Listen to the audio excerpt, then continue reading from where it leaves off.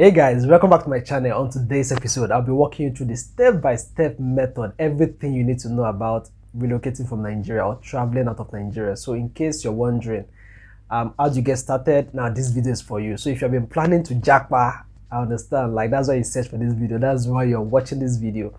Now I'll be walking you through everything you need, from the requirements down to the process, down to the application stage. Basically, that is what this video is all about. Now, before I proceed, please kindly subscribe to this channel. Click on the notifications icon. That's the bell icon beside the subscribe button, so that whenever I make a new video like this, it will send you a notification telling you that I've made a video. That way, you don't get to miss awesome posts like this. Now, let's get into it. So, guys, if you are trying to relocate, if you're trying to travel abroad, if you're trying to, just get out of Nigeria, or whatever your reason for relocation is valid, right? Now, the first thing you need is, number one, international passport. Now, international passport is a travel document issued by the federal government through the Nigerian Immigration Authority. Now, with this document, you can actually travel to any country in the world. But however, you still need, maybe for some countries, you still need other documents to support that document. But basically, that is like the basic. The first thing first, before you even try asking questions, just get your international passport first. That's the first thing first. The second thing you should ask yourself is your reason for actually trying to relocate, or your reason for relocation. Now, there are different reasons why people relocate, and all those reasons are valid. Now, to some, it could be for study. For some, it could be to look for better opportunities. For some, is better environment. For some, is better healthcare.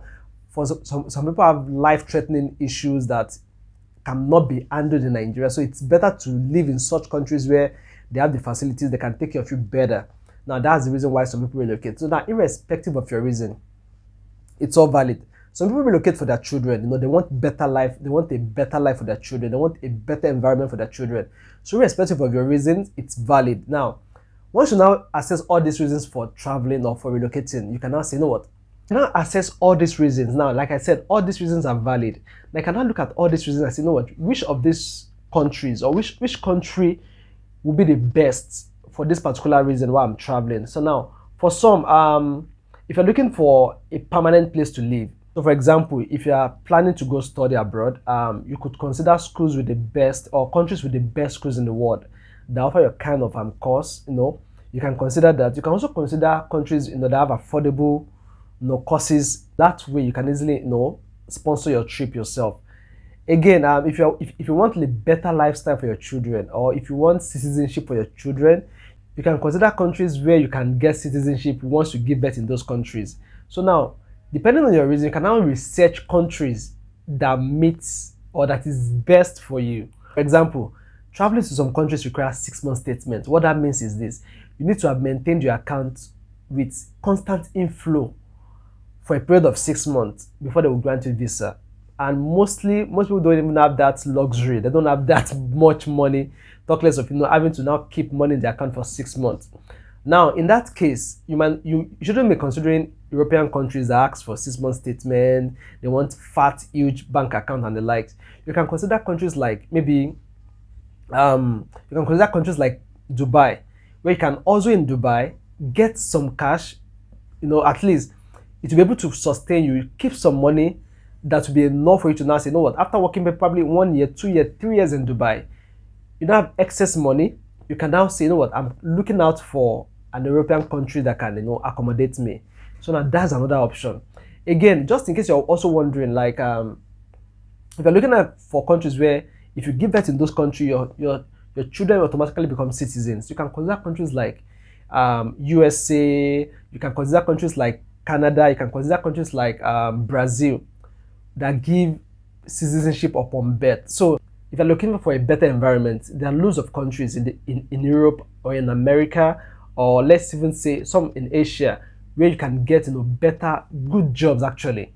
So now, based on all these reasons, you can now apply to those countries. So now that you understand your reasons for traveling, the next thing you can now do is you can now start researching on how to apply to those countries. Now, before you apply, you have to understand another thing, which is visa.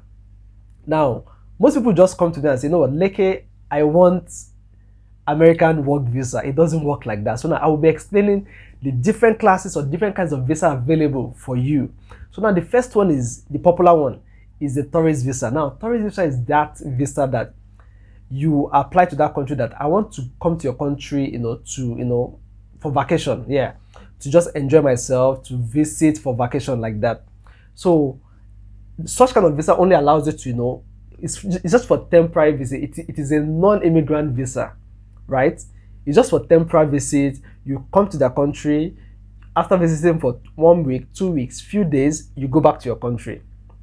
Now for such kind of visa. Now there is business visa for some countries, where if you're planning to come and probably you want to buy goods, you want to sell, or you want to come and do business, or you have a business meeting, you apply for business visa. Now apart from business visa, there's also like a transit visa. Now transit visa, most of the time, if you are traveling to a country and there is no direct flight from your country to that country.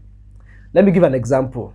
If you are traveling to a country in Australia, in Asia, where there is no direct flight from Nigeria, but there is a direct flight from, say, US or UK to that country, you can't just take a flight to the UK.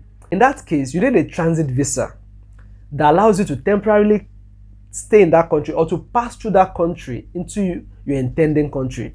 So with such kind of visa, you can't stay long in that country, obviously. So you just need to stay maybe 1 day, 2 days, 3 days to be able to connect a flight to the country where you're planning to go to. Now that's transit visa. Again, there's something called the work visa, which is what most people are usually interested in. Now, work visa is that kind of visa that allows you to work in the country legally without having to, go through illegal means. So for most countries to actually get their work visa, the first thing you have to do is you first have to get a job offer from that country. So, for example, in the United States, if you need a United States work visa, you must have gotten a job from Nigeria in the United States, right? So once you get a job in the United States, they've issued you your letter, appointment letter.